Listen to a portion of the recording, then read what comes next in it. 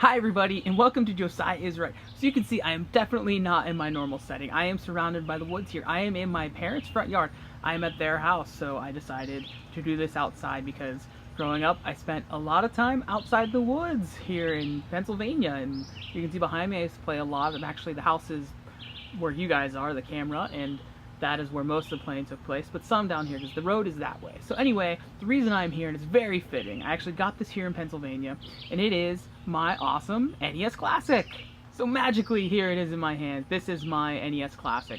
So I had one for a while, so I borrowed one off my buddy Paul when he went to Europe for a few months, so I got to experience it, and it is an awesome device. It's really great. Now I know there's, Raspberry Pis or whatever, ways to do emulation on your computer and things like that that are probably, I won't say better than this, but more comprehensive than this. But this is just cool because it is Nintendo, and it's just the box itself and all those things, and this is the official Nintendo. And personally, 8-year-old me, 7-year-old me, 6-year-old me, 30-something, 36-year-old me here would have been happy to say you have 30 games that you can play, and pretty much 30 of the best games, with a few exceptions obviously, but the key stuff that you must have is on this system. So I'm going to do for you guys my unboxing video, so check it out. So here you see the NES Classic Edition box, and this is really where it all begins, because the reason this sells is the games, whatever, sure, but it's the nostalgia, and the box captures that perfectly. The classic itself, the fact that everything's just a smaller version of it was great. You can see some information about the controller here. It only comes with one, unfortunately, as it did before, but I have the Super Nintendo Classic, so fortunately I'll be able to use those, but I'd still like to get one just out of balance and being sort of OCD about it. And the back obviously features a list of all the games right there. You can see all the games and pictures of most of the games, sort of the best ones really. Mega Man 2, my favorite there.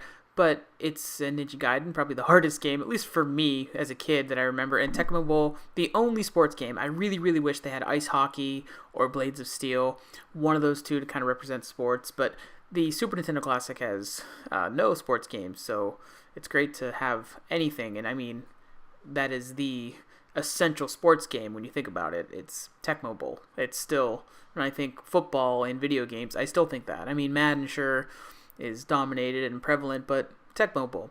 Anyway, here you can see me popping this guy open. There were no seals to break, anything like that. It was just in the box without any tape or anything. And here you can see the included poster. Now again, having not owned an SNES as a kid, I had the I had the Nintendo, and therefore this poster for me is just great compared to the poster for the other one. I'll show you that in a little bit, but first you can see here is the classic itself boxed up, and as I struggle with the poster getting it out, you see some of the instructions and just the information, that kind of thing. There's not a lot of paperwork with it. It's a pretty simple system, and there's obviously probably some text included that I'll never ever read in my life. But here is the poster as I show you. I wish they could figure out a way to make a light gun work for this thing. That would be quite awesome. And of course, Duck Hunt. It's kind of funny that the poster represents a game that's not on the system. I do have a copy of Duck Hunt, a cartridge, but it won't work because I no longer have a CRTV. But it wouldn't matter. It's not on the system. Again, it would have been cool if they figured out a way to make it work. But there is the glorious little system. I don't have a cartridge to compare it to, but it is smaller than a cartridge, obviously thicker than a cartridge. It's a little bit more than too thick, and it's just a little bit smaller than a single cartridge. I do have another video where I kind of compare the size with a cartridge when I had Paul's that I borrowed about a little over a year ago, so you can check that out if you're interested, and hopefully maybe I'll share some more. Here is the controller. You can see it wrapped up in the blue, and in a bit I will show you the cord length. I initially wasn't even thinking about it and didn't unwrap it here, but you'll see in a second that I covered that because it's pretty darn short. So in here you can see the power. It is USB, and it is I believe micro USB. Interesting because the latest one, the Switch, is actually USB-C, so it's micro USB, USB-C. So it's great because they're not using any kind of proprietary power. You can just plug and go, which is really awesome. And there's the USB and there is the micro USB.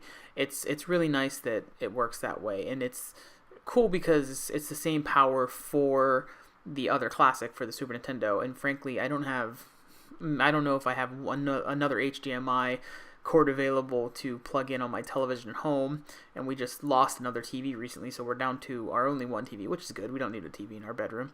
We didn't watch that much anyway, but it was more the retro gaming TV. And anyway, what happened is now I'll be able to swap out so I can just use this one HDMI, one power cord for both systems, and since they're essentially the same thing power-wise, I won't have any problems. This one thing that I did not mention is the cord length. You can see here, this is not long. It is terrible for this kind of gaming.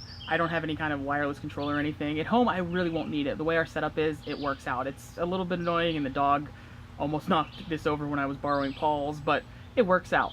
You have to kind of pull the HDMI cord out, pull this out, but it works.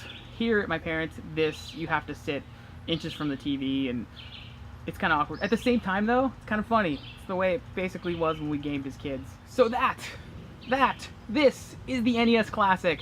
This adorable little thing that I am happy to have my own. It'll look great next to the Super Nintendo Classic, the SNES Classic, which I got last fall. This guy I'm happy to get. By the way, I got it here at a GameStop in Pennsylvania when it was just kind of an afterthought. I was just probably going to order it online and have it sent home, but I'm happy to have it here at my parents' where I can play it. My brother's actually going to come over today. It's the 4th of July as I record this, and he's going to come over today, and we're going to play with this. So I am excited to do that. We played a little bit the other day when everyone came over when we first got into town.